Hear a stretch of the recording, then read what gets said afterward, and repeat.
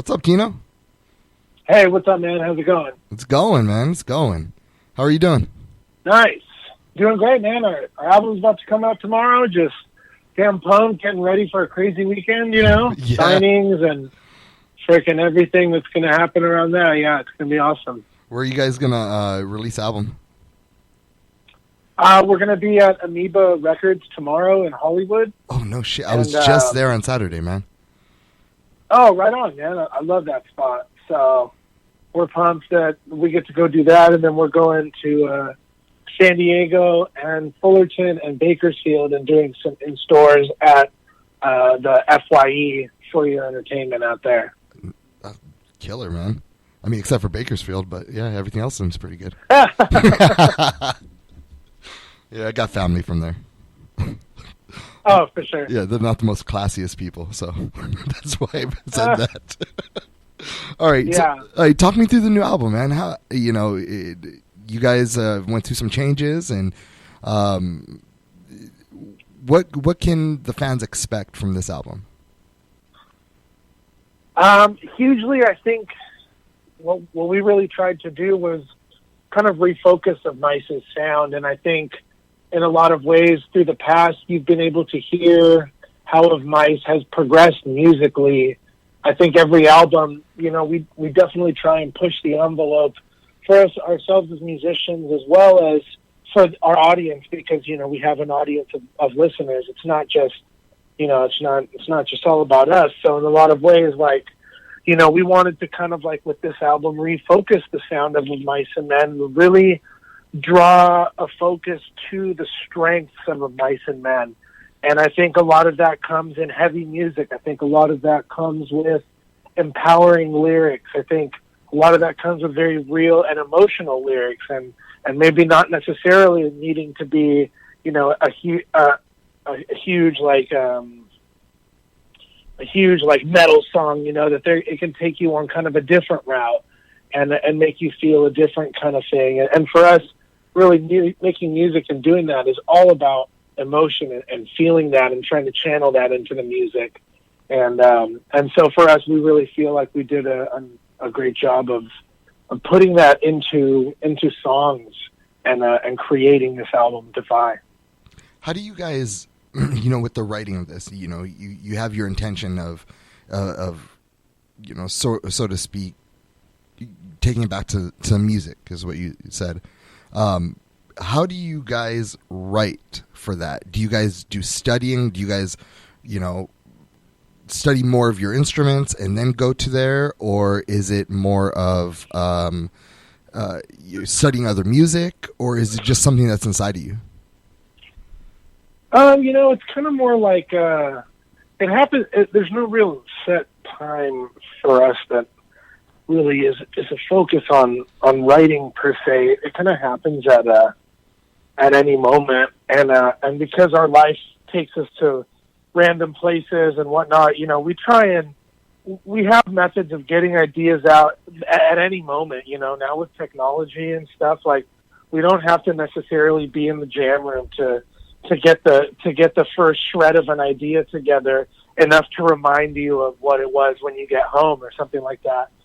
So for us, the process is just kind of free flowing, and a lot of it happened in the beginning, when we first started back touring, and we were back playing shows for our fans, and we were able to be at face first with them, and it was just a great experience for us to utilize that as the fire to write music that was exciting and that's meant to be listened to in a live atmosphere. And that's really important that's always been important to Mice and Men, not just now, but I think it was kind of a big realization that we've got a duty to do. We have to be the best of Mice and Men that a Mice and Men can be. And we're going to try and do that with every album, writing music for ourselves and in turn writing music for our fans and our audience.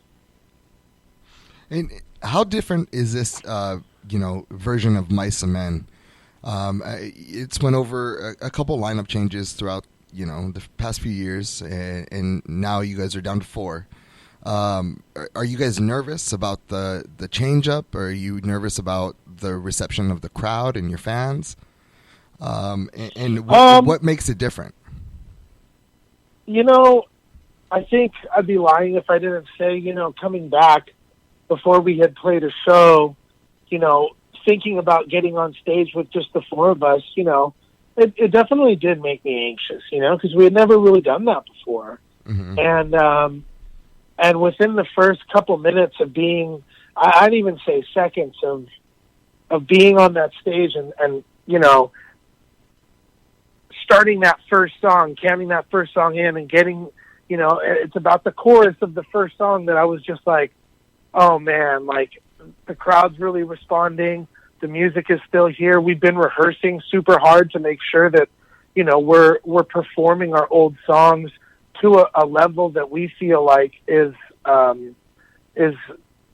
great for the audience to be able to hear it that way. We want to do justice to these songs and play them to the best of our abilities. And we rehearsed really hard to do that.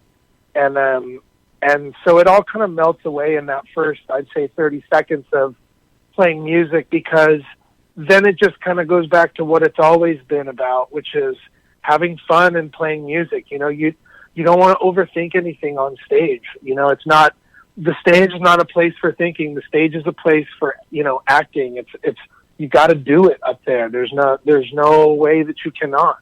And it's super important. And I feel like, there might've been just a little bit, but after that first show, it's onwards and upwards with each show. After that show was done, the next show is the most important show. And then after that one, the next one is the most important one. And it just kind of follows suit like that, I guess. And that's kind of more how we look at it.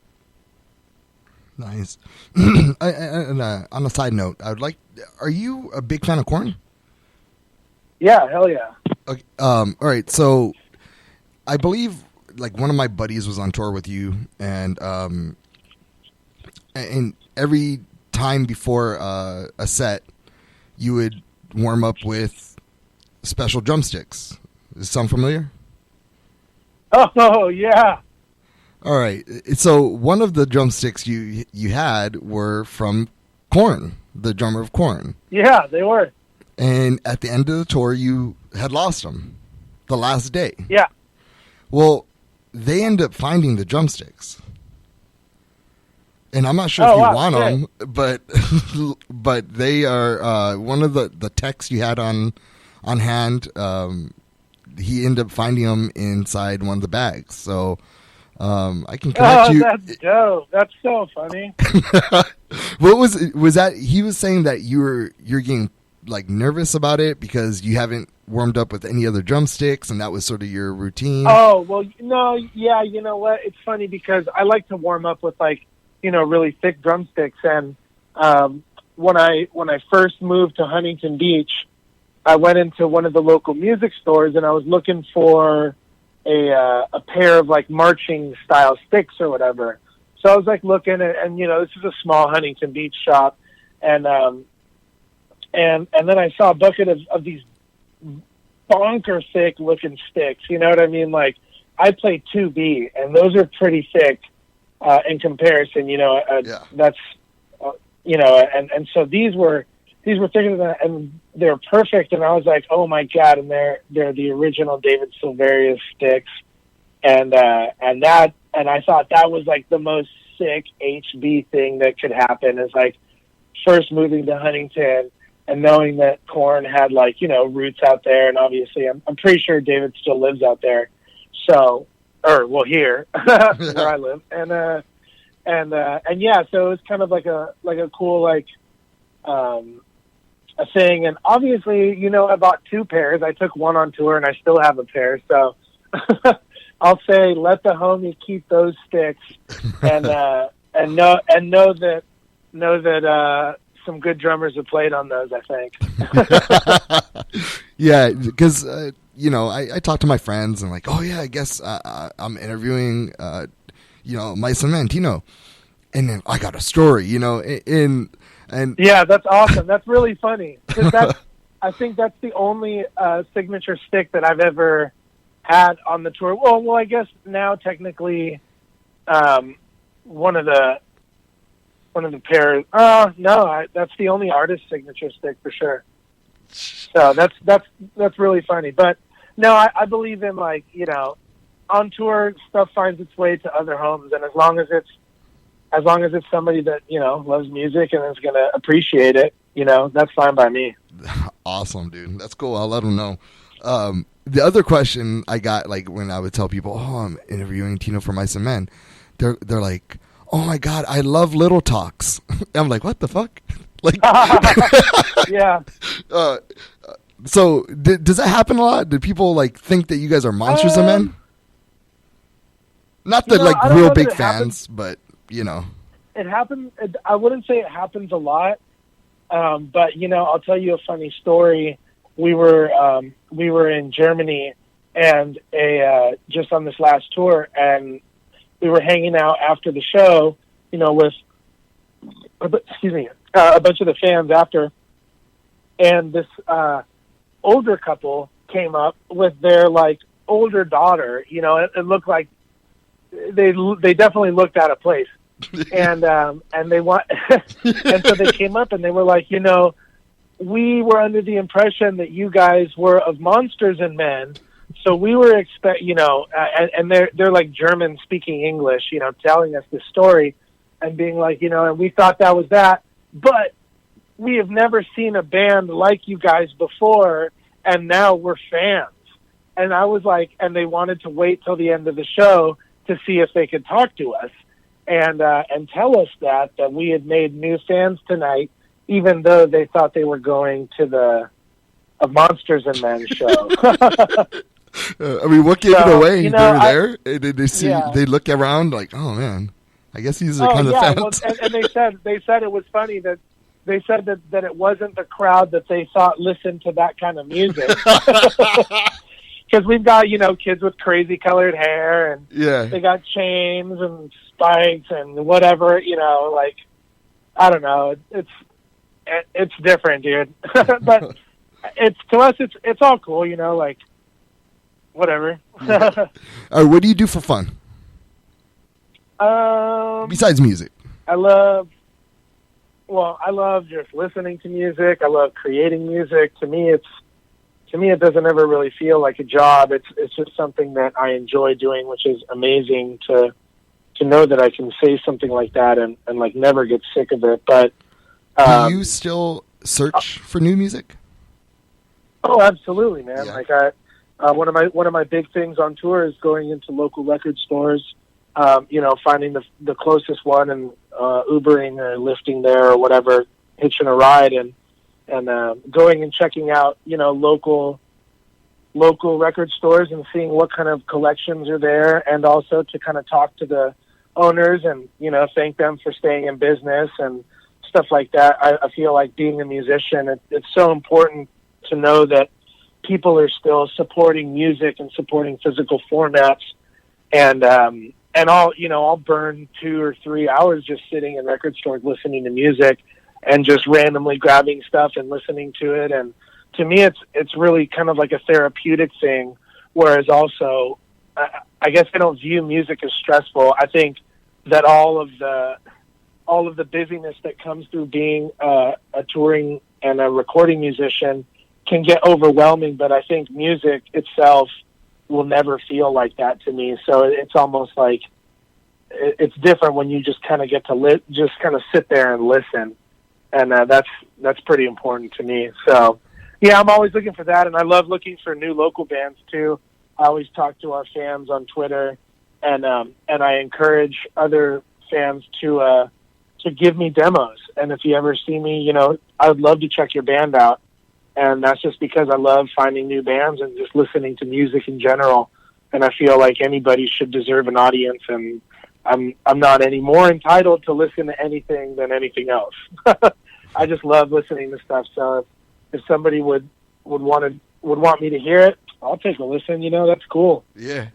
Hey, if you're ever in Ventura, you know, maybe the Warped Tour or Ventura Theater, you got to check out Salzers. Like, we have a killer freaking local scene here, and oh, sick! Really, dude, cool. Yeah, that's how I started. Doing this whole thing is we have like a radio show, like a podcast type thing, and we have like bands in every week, like from the scene. Oh, cool. And because when I was a kid, dude, that's exactly what I used to do. Is I used to sit in Salzers and just listen, and it is therapeutic. You mentioned that, but I didn't really think about it till you said it.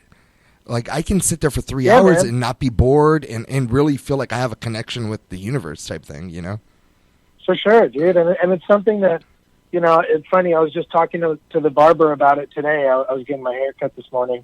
And music just isn't digested anymore. And it's kind of, and it can be, but it's not the way that the general public does it anymore. And even though that, it used to take like, between 4 and 8 steps to get to buy an album. You know what I mean? Like you had to get your parents to take you, or you had to take the bus, and then you had to get there. But before that, you had to work, and you had to get the $8 for the record, or you know what I mean? And like there was so much that it felt like it was such an accomplishment. It felt like an accomplishment to get that music. And so you wanted to just love every song, and you wanted to listen to every song front to back. And I think music is kind of the way that it's digested now is different, but that doesn't mean that it can't still be made the same way and lived in a way that, you hope that other musicians would do it. Like we write songs about what we go through to let people know that, we're human, that we have feelings too, that we have these same emotions, that we still feel just like anybody else. We just have an extraordinary job, but at the end of the day, we're all the same. We're all just music lovers. Yeah. And we use music to like help us and to even like give us joy and bring us happiness. So it's a really cool thing to be able to do that. And I think it's important to let people know that it's still important to show artists that you appreciate them and don't think you're too cool to go stand at a rock show or to bang your head or mosh, like, that's what it's all about, is about enjoying that time and not having to give a fuck about anything else but the music and but the song and how it makes you feel. When I was growing up, maybe I was a sophomore, and me and my friend Brian, we used to have to, bike. Like we were in Port Hueneme, so it's like by car to get to Ventura is probably like 20 minutes. Yeah. So we would have to bike like on our little 10 speeds, you know what I mean? And go all the way down there. And like you said, it's an accomplishment. Like, all right, I got my, at the time, it was like, I was going to go buy the new, what is it, Rob Zombie CD, or, White Zombie. Oh, sick. And so I go down there, and I go to pay at the cash register. We just spent, an hour and a half, 2 hours getting there, and she goes $16.50. And I only had $16 in my pocket. And I was like, fuck. No. So then I tried to go panhandle outside. I was like, I tried to explain the situation, but everyone thought I was just crazy. So I had to wait till next week to buy it. And like, you have to like plan it out too. Like, all right, because my parents didn't want. Dude, for sure, yeah. My parents didn't want me listening to Rob Zombie, And so you have to go on days off or days you have a half day at school or. And anyways. Or you got to ditch school, so then you're like concerned about like if you're going to get caught or not. But then you're like, "Fuck, this album's worth it." I do that all the time, man. Like, that's what we would do for that. And now you can just click it on your phone.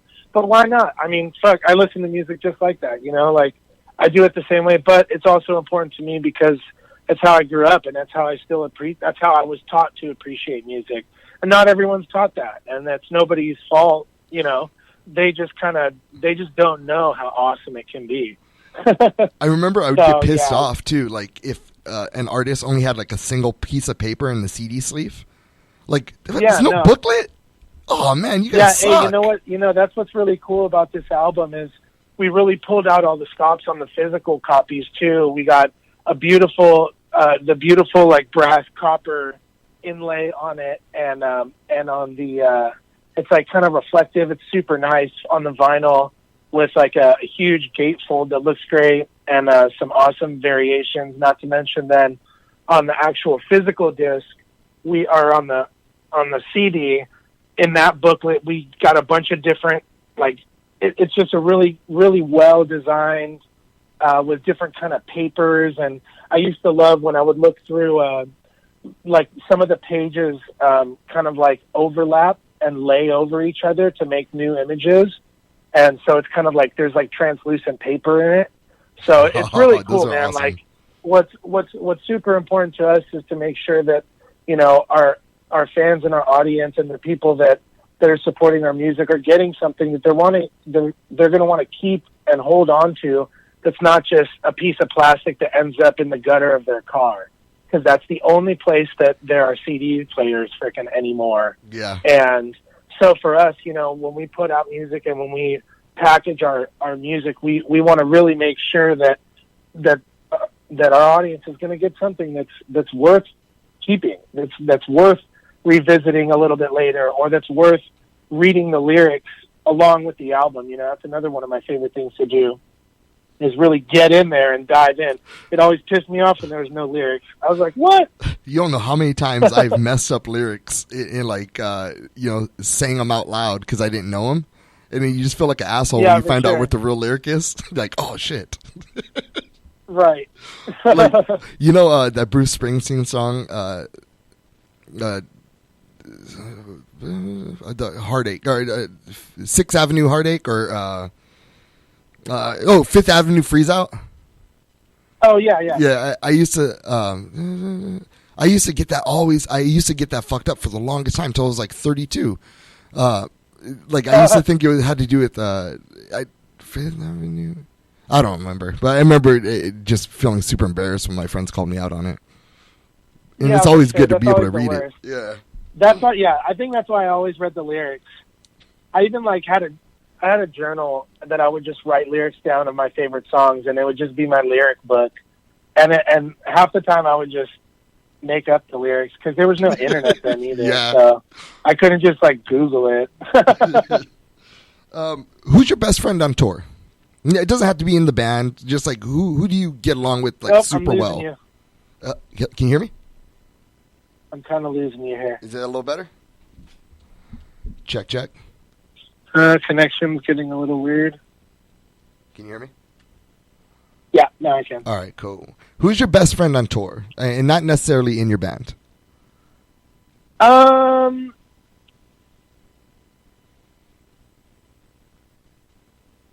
I'd have to say Tanner, my drum tech. Oh yeah. He helps me set up my drums and tunes my drums and basically takes care of all my gear, so I can do other things and handle interviews and, you know, kind of like do the stuff during the day that needs to happen. And then, so he's my right-hand man. He sits right behind me when I play. And, he's an amazing personality. And we grew up in the San Diego music scene together. We were both drummers, and we kind of found our way back into each other's lives, last year when Of Mice was on tour with Slipknot, and my current drum tech had to fly home for some family stuff, and Tanner, I had known him for a long time, and our tour manager at the time was like, yeah, you know, I got this guy Tanner, blah blah, and I was like, oh yeah, for sure, let's do it, and he's a great addition to not only the crew, but, you know, just as like a dude. He's a very positive vibe. He's super hilarious, and so I definitely spend a good amount of time with him. We talk about drums. You know, we both love a lot of the same kinds of music and stuff. So, and we're both from San Diego, and we know what's up with California burritos and San Diego Mexican food. Yeah. So we know all the good spots. For sure. All right, here's my last question. Do you, you know, when you have some downtime, do you ever partake in some Netflix? Yeah, of course. Yeah. Have you seen Black Mirror? Yes. Oh. Yeah, it's epic. That is my favorite show out at this moment. Yeah, man, it's super crazy for sure. Did you see the fourth season yet? I just got through I got through the whole new season. Yeah, they did that really, really well. What one was your favorite episode? The one, The one with the pizza delivery car with the woman that ends up like killing everybody. Oh, Crocodile, yeah.